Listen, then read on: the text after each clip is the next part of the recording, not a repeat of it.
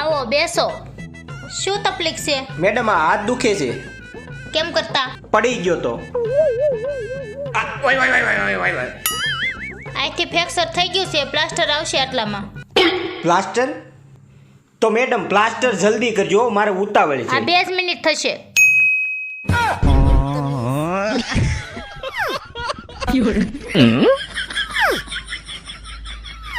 Madam તમે doctor છો કડિયા? તમારું ઉતાવળ છે ને?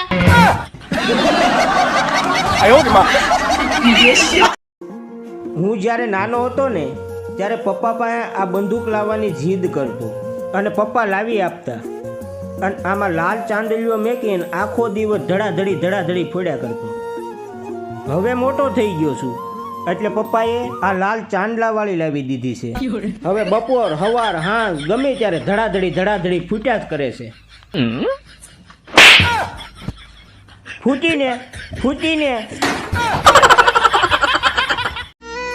આપણામાં એક જૂની કહેવત છે. આ તમારો વિડિયો ઉતરી ગયો ને તો હાલો, વાસણ ધોવાના જ બાકી છે. બહુ જૂની કહેવત છે એટલે હજી થોડી જૂની થવા દો પછી કહું. આજ હું તમને એક મારી કહાની કહું છું કે લગભગ 8-9 વર્ષ પહેલાની વાત છે. એક બાપુ મને મળ્યા હતા અને એને મારા હાથની રેખા જોઈને કહી દીધું હતું, તારા નસીબમાં કે નામની છોકરી આવી છે અને એની હારે જ તારા લગ્ન થાય. બાપુની બધી વાત હાચી પડી. આ કાજલ નામની છોકરી મારા નસીબમાં આવી અને એની હારે મારા લગ્ન પણ થઈ ગયા.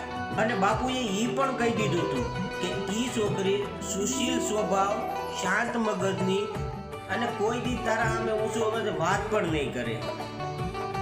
આજ 7-8 વર્ષ થઈ ગયા, હજી બાપુને હું ગોતું છું.